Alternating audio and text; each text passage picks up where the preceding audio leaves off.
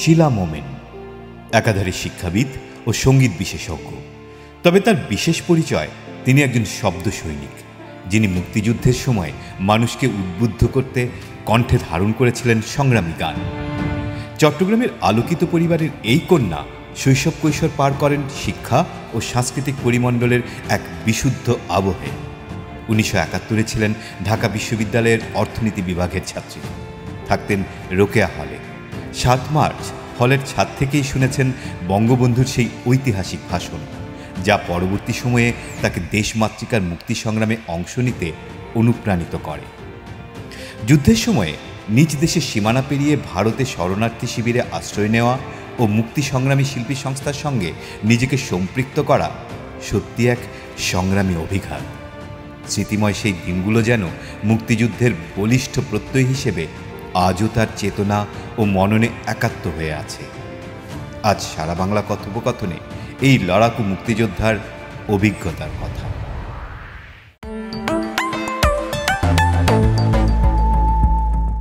আমার জন্ম চট্টগ্রামে একটি সংস্কৃতিবান পরিবারে। পরিবারটি একান্নবর্তী পরিবার ছিল।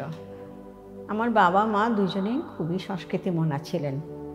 বাবা আবৃত্তি করতেন, মা সেতার বাজাতেন এবং বাবা মা দুজনে মিলে পরিবারের সদস্যদের, ছোটদের নিয়ে, শুধু পরিবার নয়, একেবারে পাড়ার ছোট ছেলে মেয়েদের নিয়ে নানা রকম অনুষ্ঠান আয়োজন করতেন। খুব আনন্দে আমাদের দিন কেটেছে, আমার শৈশব কেটেছে এবং পাড়ার সমস্ত ছেলে মেয়েদের নিয়ে আমরা রবীন্দ্র জয়ন্তী উদযাপন করতাম, নজরুল জয়ন্তী উদযাপন করতাম, পয়লা বৈশাখ উপলক্ষে অনুষ্ঠান আয়োজিত হতো। বলতে গেলে ছোটোবেলাটা আমরা এরকম সংস্কৃতি চর্চার মধ্য দিয়ে বড় হয়েছি। হতে হতে হতে আমরা বড় হচ্ছি এরকম। সেই সময়টা পাকিস্তান আমল ছিল, ফলে সেই সময় সংস্কৃতি চর্চার জোয়ারটাও ছিল অন্যরকম, একটা প্রতিবাদীর জোয়ার বলা যায়। কারণ এই যে বাংলাদেশ হওয়া, বাংলাদেশের মুক্তিযুদ্ধ হওয়া, একটা সাংস্কৃতিক আন্দোলনের মধ্য দিয়ে কিন্তু এর জন্ম। মনে রাখতে হবে, আমাদের যে স্বাধীনতার আকাঙ্ক্ষা বা ইচ্ছা, এটা কিন্তু তৈরি হয়েছিল বাঙালির ভাষা এবং সংস্কৃতি রক্ষার অধিকার আন্দোলন থেকে। ফলে আমরা বড় হতে হতে এটা দেখেছি এবং এই আন্দোলনে আমরা জড়িয়ে গেছি। এবং বিশেষ করে যেহেতু সংস্কৃতি চর্চার মধ্যে ছিলাম, ফলে এই সাংস্কৃতিক আন্দোলনের সঙ্গে আমরা প্রত্যক্ষভাবে জড়িত ছিলাম। এই যে বলছি, পয়লা বৈশাখ, রবীন্দ্র জয়ন্তী, নজরুল জয়ন্তী, এই সমস্ত অনুষ্ঠান, নানা রকম সাংস্কৃতিক অনুষ্ঠান বলা যায় আন্দোলনের অংশ হিসাবে, এগুলো আমরা কিন্তু ছোটোবেলা থেকেই করেছি। ফলে মনের মধ্যে কিন্তু এই যে সরাসরি না হলেও পরোক্ষে একটা রাজনৈতিক চেতনার বীজ জন্ম নিয়েছিল এবং সেটিই আমাকে প্রেরণা জুগিয়েছিল মুক্তিযুদ্ধে অংশগ্রহণ করবার। এবং 69-এর গণ আন্দোলন, তখন আমি স্কুলে পড়ি, কিন্তু বেশ 68-69 এই সময়কালটা একেবারে সুন্দর একটা 68-69 এই সময়টা যে আন্দোলন, সাংস্কৃতিক আন্দোলন চলছিল, 69-এর গণ আন্দোলন বলে যেটা খ্যাত, সেই গণ আন্দোলনের আমরা অংশী। তারপর আমি ঢাকা বিশ্ববিদ্যালয়ে পড়তে যাই।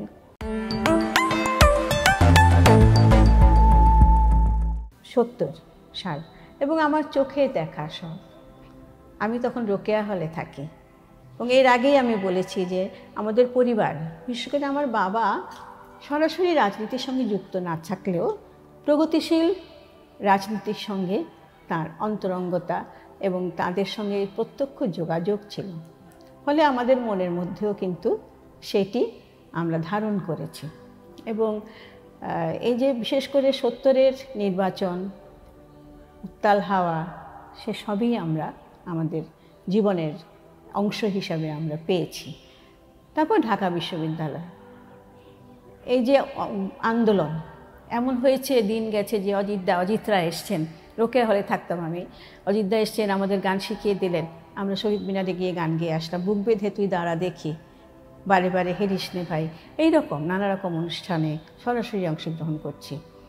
এবং আমার আন্দোলনটা আমি বলবো যে সাংস্কৃতিক আন্দোলনের মধ্য দিয়েই আমার মুক্তিযুদ্ধে জড়িত হওয়া।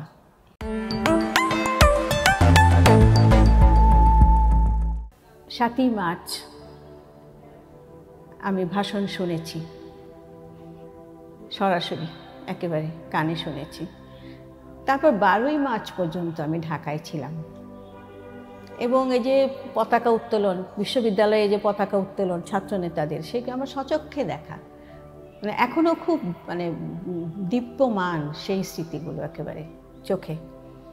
তারপর 12 তারিখ আমরা পৌঁছাই চট্টগ্রামে। 12 তারিখ আমি চট্টগ্রামে ফিরি ঢাকা থেকে। তারপর তো প্রতিদিনই এক একটা ঘটনা, প্রতিদিনই ঘটনাবহুল চলছে, যে বাংলাদেশের শেখ মুজিবের বক্তৃতা, নানা রকম নির্দেশনা চলছে। আস্তে আস্তে ধীরে ধীরে যেন বাংলাদেশের রাজনৈতিক অঙ্গন এমনভাবেই চলছিল, অঙ্গনে এমনভাবেই উত্তাল আন্দোলন চলছিল, মানে তখন পাকিস্তানি শাসনের অস্তিত্বই যেন অনুভূত হচ্ছিল না। দিনে দিনে প্রতিদিন যেন শেখ মুজিবের তত্ত্বাবধানে বাংলাদেশটা চলছে, এরকম এক একটা দিন পার করছি আমরা। তারপর সেই 25শে মার্চের 71-এর কাল রাত, 26শে মার্চ আমরা সেই বার্তাটা শুনতে পাই এবং আমাদের পাড়ার নানা রকম প্রগতিশীল রাজনৈতিক কর্মীরা, নেতারা তারা করলেন কি, সেইটা ছেলে মেয়েদের দিয়ে, আমাদেরকে দিয়ে সেটা হাতে লিখে, তখন তো আর ফটোকপিয়ার বা এসব ছিল না, হাতে লেখে বা কার্বন দিয়ে আমরা কপি করে করে বিলি করার জন্য আমরা লিখছিলাম পরের দিন। এবং তারা এসে সে নিয়ে যাচ্ছে স্বাধীনতার ঘোষণাটি, শেখ মুজিবের স্বাধীনতার ঘোষণাটি আমরা কপি করছি। এখন মনে হয় একটা কাগজ যদি রেখে দিতে পারতাম তাহলে আজকে একটা মানে খুব বড় রকমের একটা দলিল হতো মুক্তিযুদ্ধের। তো এইরকম গেল।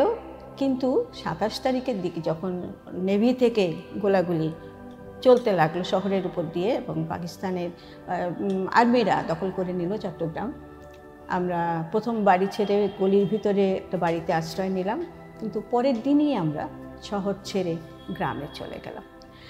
আমার নিজের কথা বলতে পারি, আমার কেমন যেন একেবারেই মনে হয়নি যে যুদ্ধটা এতদিন গড়াবে।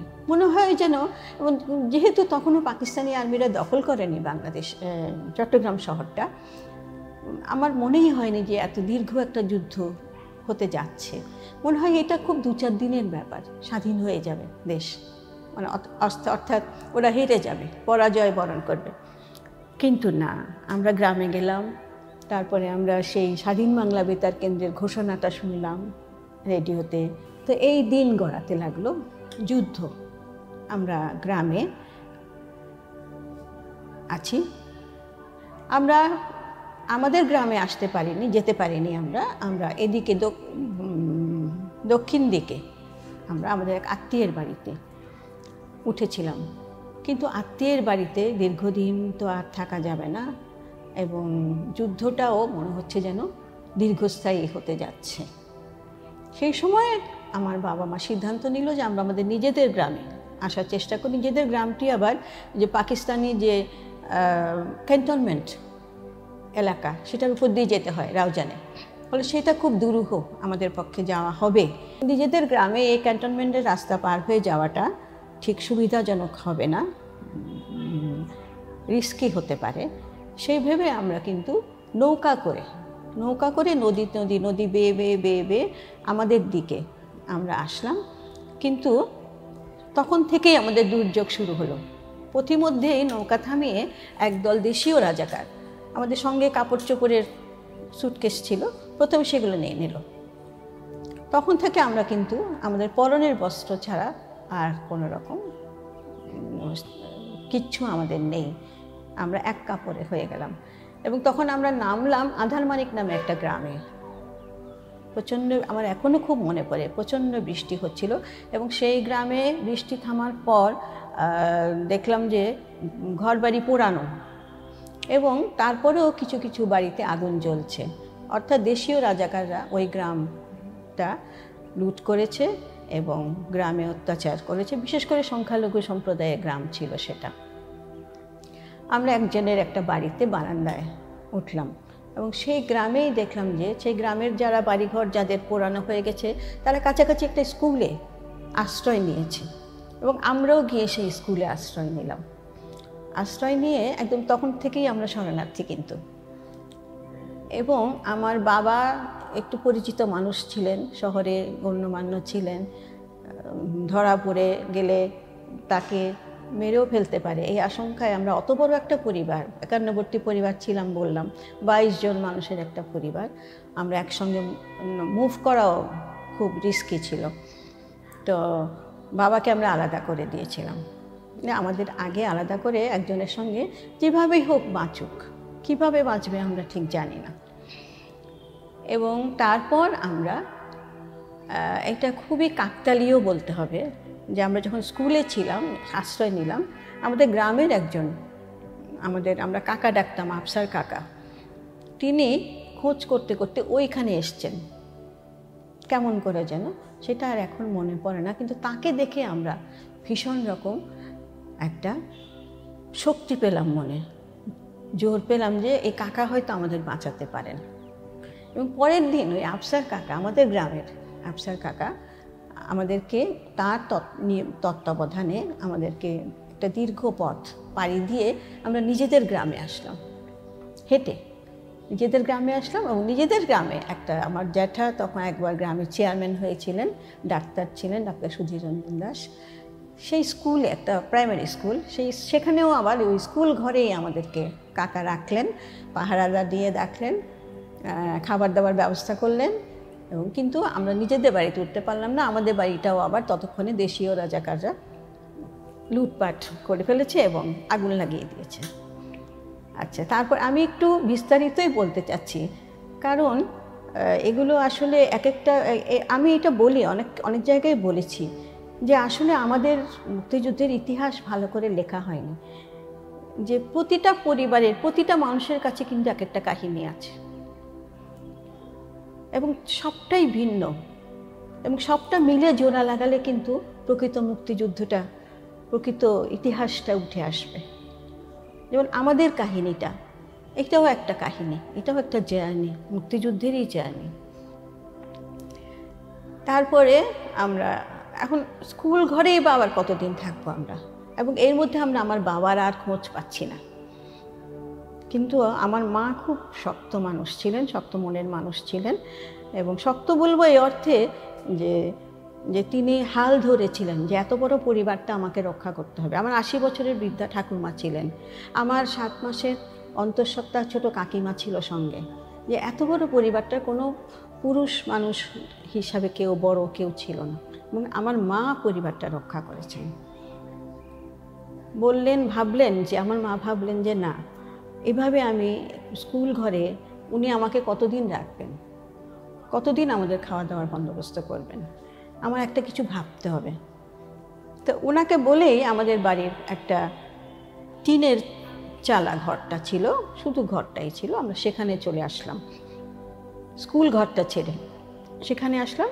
খাওয়া দাওয়ার ব্যবস্থাটাও তিনি করছিলেন, এবং নানা বাড়ি থেকে ভিক্ষার চাল তোলার মতন চাল তোলা, এবং দুটো ছেলে, ছাত্রলীগেরই ছেলে, ছাত্রলীগ করতে ছেলে আমাদের পরিচিত ছিল, তারা চাল এনে দিত এবং সেই চালটা সিদ্ধ করে আমরা খেতাম। এইরকমও কেটেছে আমাদের দিনটা আর কি। তারপর আমার মা ভীষণ রকম শক্ত হয়ে গেলেন যে না, এভাবে থাকা যাবে না আমাদেরকে। তখন কানে আমরা শুনছি যে কেউ কেউ শরণার্থী হয়ে ভারতে আশ্রয় নিচ্ছে, আমরা সেই চেষ্টা করব। সেই চেষ্টা করে আমাদের জেঠুতো ভাই, বড় ভাই, তাকে একটু খবর নিতে পাঠালেন, এবং সে খবর নিয়ে আসলো যে সত্যি এরকম যাচ্ছে, গ্রাম থেকে দলে দলে কিন্তু যাচ্ছে, এবং আমরাও চলে যাবার সিদ্ধান্ত, আমার মা এই সিদ্ধান্তটা নিল।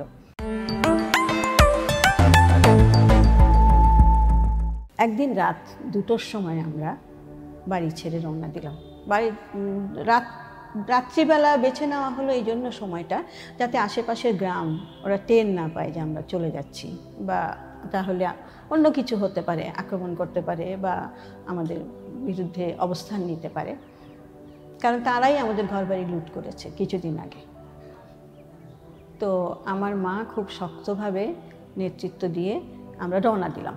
ঘর ছেড়ে আমরা হেঁটে বার হলাম, নীরবে, একেবারে নিঃশব্দে পাহাড়ি পথে হেঁটে আমরা ভোর হতে হতে আমাদের গ্রামের বাড়িটার অবস্থান ছিল ঠিক পার্বত্য চট্টগ্রামের সীমানায়, একেবারে তারপরেই পাহাড়, পার্বত্য চট্টগ্রাম শুরু। ওই যে বেতবুনিয়া আছে না, যে স্যাটেলাইট কেন্দ্রটি, তার ঠিক কাছে। তো হয়ে আমরা ভোর হতে হতে কিন্তু আমরা পৌঁছে গেছি, আমরা পাহাড়ের ভিতর ঢুকে গেছি। আমরা 3 দিন 80 মাইল পথ হেঁটেছি, এই পাহাড়ি পথ। আমার এই ঠাকুরমা 80 বছরের, আমার কাকিমা অন্তঃসত্ত্বা এবং আমরা ভাই বোনেরা সবাই ছোটরা হাঁটা পথ।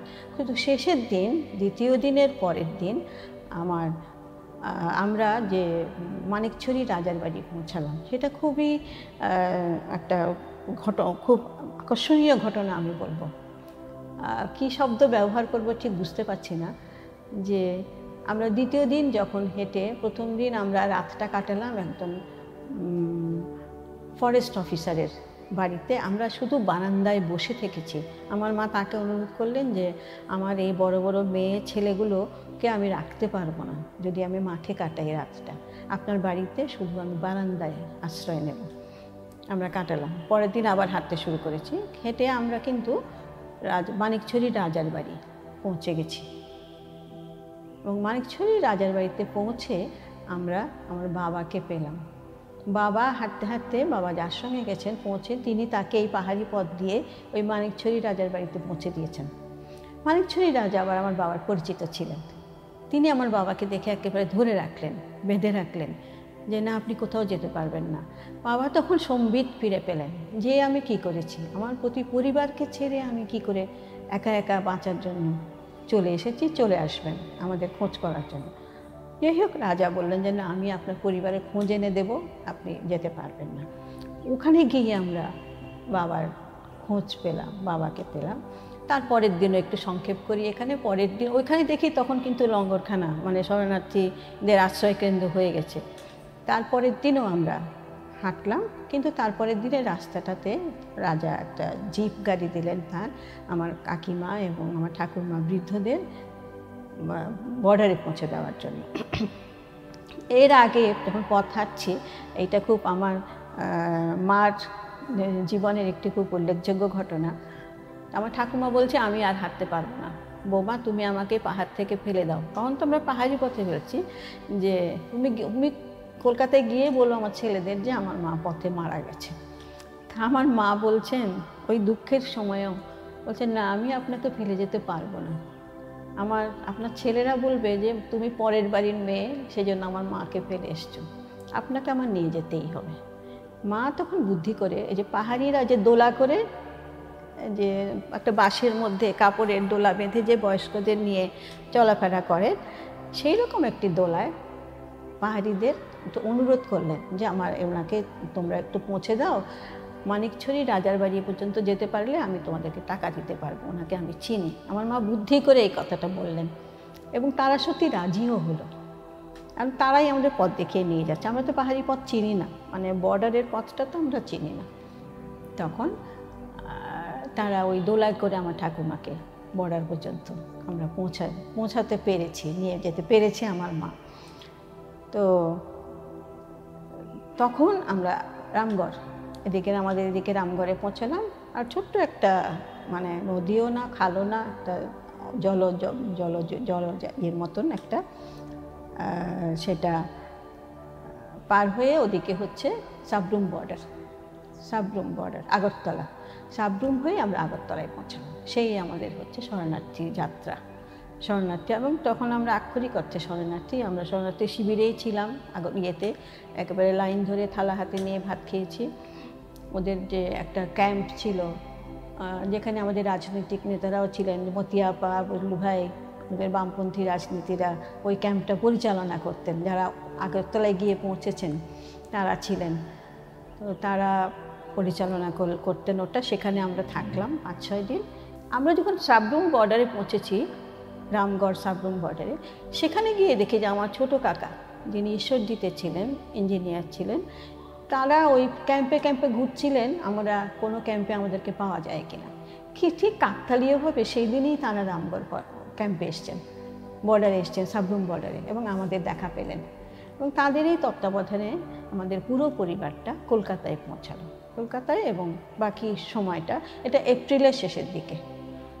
এটা আমার খুব স্পষ্ট মনে আছে, পয়লা বৈশাখের দিন আমরা দাঁধারমানি গ্রামে তখন লুটপাটের মধ্যে পড়েছি এবং আমরা তখন আমার ওই কাকার আশ্রয়ে আমরা 22 জনের পরিবারটি এই স্বাধীনতা পর্যন্ত আমরা কাটালাম। সেখানে 2টো রুমের একটা ঘর, একটা বাড়ি, শুধু 2টো রুম, 2টো রুমের মধ্যে আমরা 22 জন পরিবার মানে ফ্লোরিং করে এই পুরো যুদ্ধের সময়টা আমরা কাটিয়েছি। তো সেটা এভাবে বলি, এটা দুঃখও নয়, কষ্টও নয়, এগুলি বলা উচিত না। কারণ যারা সত্যিকার অর্থে শরণার্থী শিবিরেই পুরোটা জীবন কাটিয়েছে, পুরোটা যুদ্ধের সময়টা কাটিয়েছেন, বা যারা যুদ্ধ করেছেন, যারা প্রাণ দিয়েছেন, যারা আরও বেশি নিগ্রহের শিকার হয়েছেন, তাদের তুলনায় আমাদের কষ্টটা কিছু তেমন বিশেষ কষ্ট নয় একেবারে, বরং নিরাপত্তার মধ্যেই ছিলাম বলতে হয়। খবরটা পেয়েছি স্বপনদার কাছ থেকে। স্বপন চৌধুরী আমাদের খুব পরিচিত ছিলেন, চট্টগ্রামের ছেলে, আর্টিস্ট, চারুকলা কলেজে পড়তেন, ছায়ানটে গান শিখতেন, যে এইরকম একটা মুক্তিসংগ্রামী শিল্পী সংস্থা তৈরি হয়েছে আমাদের দেশের আর্টিস্টদের নিয়ে। সেটা আমরা নানা জায়গায় গান করছি, শরণার্থী শিবিরে গান করছি, এতে গান হবে, তোমরা সেখানে চলো, তোমরা তো গান গাইতে পারো, চলো যোগ দাও। তখন আমরা যোগ দিলাম, আমি, শর্মিলা আমার ছোটো বোন, আমার একটা জেঠুতো বোন নীলা, সেও গান গায়, আমরা 3 জন একসাথে সেখানে দিই। সেখানে গিয়ে দেখি একেবারে বাংলাদেশের অনেক শিল্পী। প্রথম তো ভীষণ আবেগ আপ্লুত হয়ে গিয়েছিলাম, ওয়াহিদ ভাইকে দেখলাম, চাঁদিদা আপাকে দেখলাম, তারপর অনেকের সাথে পরিচয় হলো নতুন করে সেখানে। আর চট্টগ্রামের আরও ছিলেন, মিহিন নন্দী অনেক পরে গিয়ে পৌঁছেছেন কলকাতায়, তিনিও ছিলেন। ময়মনসিংহের আলোকময় নাহা, ঢাকার তো ছিলেন বেনু ভাই, শাহিন, তারপর ডালিয়া নৌসিন। ডালিয়া প্রথম দিকে গানগুলো ডালিয়া শেখাতো, গানগুলো কী বলবো, গণসঙ্গীতগুলো ডালিয়া। তার কিছুদিন পরে বেনু ভাই এসে যোগ দিলেন, বেনু ভাই শেখাতে শুরু করলেন, ওয়াহিদ ভাই, সঞ্জিদ আপা শেখাচ্ছেন, গান শেখাচ্ছেন। এবং পরে পরে আস্তে আস্তে আস্তে আস্তে বুঝতে পারছি আমি, আমার এটা বলবো একটু যে আমার একটা বিশেষ ছিল যে ওই যে বললাম যে যুদ্ধের সময়টা বা আমাদের গণ আন্দোলনের সময়টা আমার ওই বয়স। এটা আমাদের এক কবি বলেছেন যে এখন যার যৌবন, যুদ্ধে যাবার তার শ্রেষ্ঠ সময়। আমার বোধহয় জীবনের সেই সময়টা, বোধহয় নয়, আমার জীবনের সেই যৌবনকালটাতেই জীবনে আমার দেশের যুদ্ধটা এসে উপস্থিত হয় এবং আমি যুদ্ধে গেছি। আর আমাদের নেতা বঙ্গবন্ধু বলেছিলেন যে যার যা আছে তাই নিয়ে শত্রুর মোকাবেলা করো। আমি ভাবলাম আমার কি আছে, আমার কণ্ঠে গান আছে, আমি এটা নিয়ে যুদ্ধে যোগ দিতে পারি। আমি তখন ওই ভাবনা থেকে কিন্তু আমি মুক্তিসংগ্রামী শিল্পী সংস্থাতে যোগ দিয়েছিলাম। এবং এটা তো ঠিকই যে আমাদের রাজনৈতিক আন্দোলনটির সূত্রপাত তো আমাদের সাংস্কৃতিক স্বাধিকার আন্দোলনের থেকেই, ফলে এবং আমাদের দেশের আন্দোলনে সাংস্কৃতিক দিকটা একটা বড় রকমের একটা যোগ ছিল। এই শুরু আমার মুক্তিসংগ্রামী শিল্পী সংস্থায় যাওয়া। ধীরে ধীরে আমি জানতে লাগলাম, আমার ওই যে বললাম আমার বয়সটা সেটা, এবং আমার ভেতরে একটা রাজনৈতিক চেতনার বীজ ছিল এবং প্রগতিশীল আন্দোলন এবং সাম্যের সমাজ,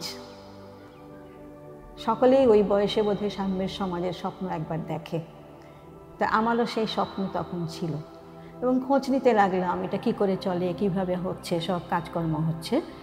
এবং পশ্চিমবঙ্গের শিল্পী সাহিত্যিক বুদ্ধিজীবীরা বাংলাদেশের শিল্পী সাহিত্যিক বুদ্ধিজীবীদের সহায়তা করার জন্য একটা সহায়ক সমিতি গঠন করেছিলেন।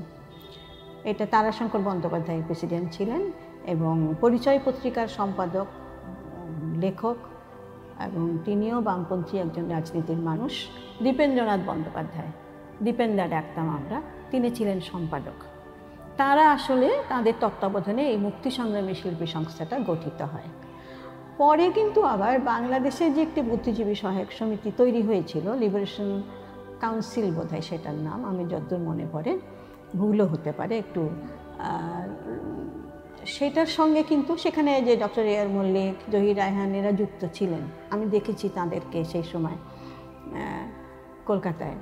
তো তারাও কিন্তু এটার সঙ্গে যুক্ত ছিলেন আমাদের মুক্তি সংগ্রামী শিল্পী সংস্থার সাথে। তো এবং সিদ্ধান্ত হয়েছিল যে বাংলাদেশ থেকে যারা দুস্থ শিল্পীরা যাচ্ছেন, বাংলাদেশ থেকে যে শিল্পীরা শরণার্থী হয়ে যাচ্ছেন তাদের সাহায্য করার জন্য এরকম একটা সংস্থা, এরা গান গাবে, নানান জায়গায় নানাভাবে অর্থ সংগ্রহ করা হবে, কিছু শিল্পীদের সাহায্য করার জন্য দেওয়া হবে, কিছু মুক্তিযোদ্ধাদের তহবিলে দেওয়া হবে, কিছু শরণার্থীদের তহবিলে দেওয়া হবে, এই রকম ছিল।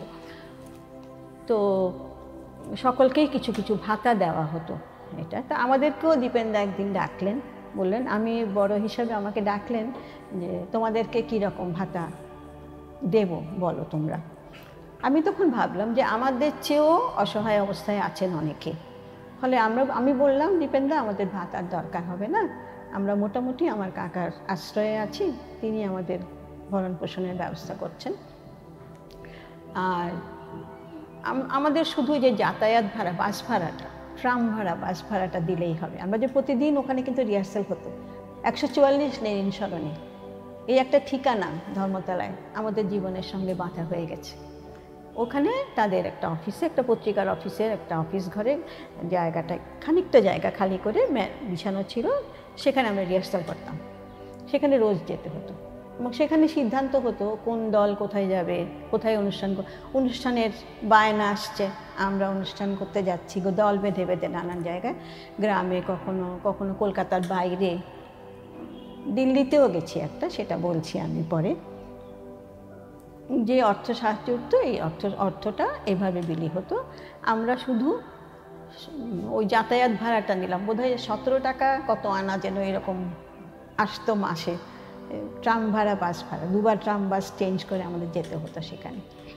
এগুলো কিন্তু ইতিহাস, আমি বলবো এগুলো কম মূল্যবান নয় আমাদের ইতিহাসের অংশ হিসাবে আর কি, এবং সত্য ইতিহাস, এগুলো সব থাকা উচিত আসলে। এই যে শিল্পীরা সেখানে মুক্তি সংগ্রামী শিল্পী সংস্থা থেকে কিছুটা মাসোহারা পেয়েছেন, কিছুটা অর্থ সাহায্য পেয়েছেন, এবং কলকাতা শিল্পী সাহিত্যিক বুদ্ধিজীবীরা সহায়তা করেছেন, এটাও তো লিখিত থাকা উচিত, তাই না?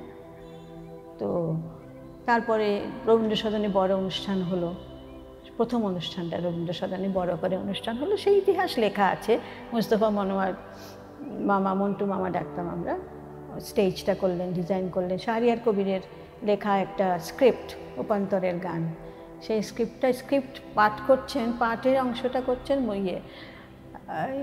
হাসান ইমাম ভাই, উনি পড়তেন, আর আমরা দলগত সঙ্গীতে অংশগ্রহণ করেছি।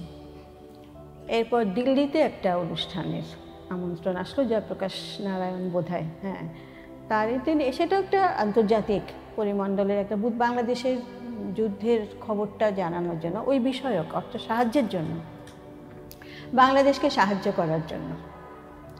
তো সেখানে বাংলাদেশের পক্ষ থেকে আমাদের টিমটা গেল, এবং ডক্টর এ আর মল্লিক, যিনি চট্টগ্রাম বিশ্ববিদ্যালয়ের ভিসি ছিলেন, তো তার নেতৃত্বে আমাদের গানের দল, ছোট করে একটা গানের দলকেও দিল্লি পাঠানো হয়েছিল, সেই দলে আমি ছিলাম, সেটাও একটা বড় অভিজ্ঞতা হয়েছিল আমাদের।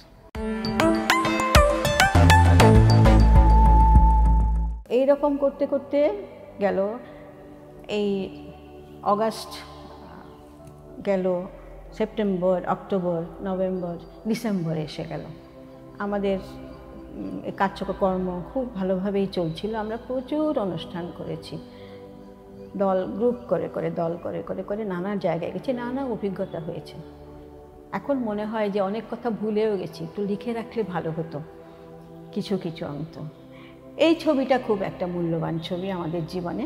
এখানে আমি আছি ঠিক কোনায়, যেদিন ভারত স্বীকৃতি দিল ডিসেম্বরে বাংলাদেশকে, সেদিন হাইকমিশন অফিসে আমরা সবেমাত্র রিহার্সাল থেকে ফিরেছি বাসায়, হঠাৎ করে একজন এসে আমাদের ডাকতে আসলো যে চট করে আসো, আমরা হাইকমিশন অফিসে যাব, সেখানে আমরা জাতীয় সঙ্গীত গাইব, পতাকা উঠানো হবে, বাংলাদেশের পতাকা উঠানো। তো সেই দিন বাংলাদেশের পতাকা উঠানো হলো, এবং আমাদের এই ছবিটা ঠিক এটি আমি, এখানে সৈয়দ নজরুল ইসলাম আছেন, মানে সকলেই আমরা এক কাতারে একেবারে। ইনি হচ্ছেন জামিল চৌধুরী, বিটিভির মহাপরিচালক ছিলেন। এরকম অনেকেই আছেন এরকম। ইনি হচ্ছেন যে ব্রতীর এখন আছে না শারমিন মুর্শিদ, ইনি হচ্ছেন আমাদের যে সেলিনা নহরোজ মল্লিক, এমি আপা বলি আমি, রানা মল্লিক, এরা ডক্টর ইয়ার মল্লিকের 2 মেয়ে। তারপর এটা শর্মিলা, এখানে আরও আছেন আমাদের মুক্তি সংগ্রামী শিল্পী সংস্থার সদস্য এনারা। আরেকটা হচ্ছে যে আমার আরেকটা স্মৃতির কথা হচ্ছে স্বাধীন বাংলা বেতার কেন্দ্র। স্বাধীন বাংলা বেতার কেন্দ্রে গেছি আমরা, আমাদের মধ্য থেকেই বিভিন্ন দল করে যাচ্ছে। একটা দলকে স্বাধীন বাংলা বেতার কেন্দ্র ডাকলো যে এখানে এসে তোমরা কিছু গান রেকর্ড করে দিয়ে যাও। সেই দলে আমি ছিলাম। আমি যে বালিগঞ্জ সার্কুলার রোডে যে এটা ছিল স্বাধীন বাংলা বেতার কেন্দ্রের যে কেন্দ্রটা ছিল, সেখানে গিয়ে আমরা বেশ কয়েকটা গান 2বার রেকর্ড করে এসেছিলাম। এবং তার মধ্যে জনতার সংগ্রাম চলবে এই গানটা, আমাদের গাওয়া গানটাই খবরের আগে পরে বাজানো হতো। স্বাধীন বাংলা বেতার কেন্দ্রে যে খবর হতো, খবরে বাজানো হতো, সেটা আমাদের খুব ভালো লাগতো তখন।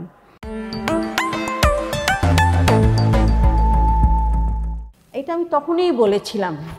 এবং যুদ্ধের পর, স্বাধীন হয়ে যাওয়ার পরে যে ঘটনাটা ঘটলো, মানে দ্রুত যে মানুষের মন মানসিকতা পাল্টাতে থাকলো, এটা তখন আমি যেহেতু এই যে বললাম যে একটু সাম্যের সমাজ রাজনীতির বইপত্র পড়াশোনা করে পড়েছিলাম ওই সময়টাতে, এরকম সব কিছু মিলিয়ে এই যুদ্ধের সময় আমরা যেমন এই যে আমাদের দলে ময়মনসিংহের অ্যাডভোকেট, খুব বড় একজন আলোকময় নাহা, তারেক আলী, উনি ছিলেন ইঞ্জিনিয়ার, এরকম আরও অনেক বিভিন্নজন বিভিন্ন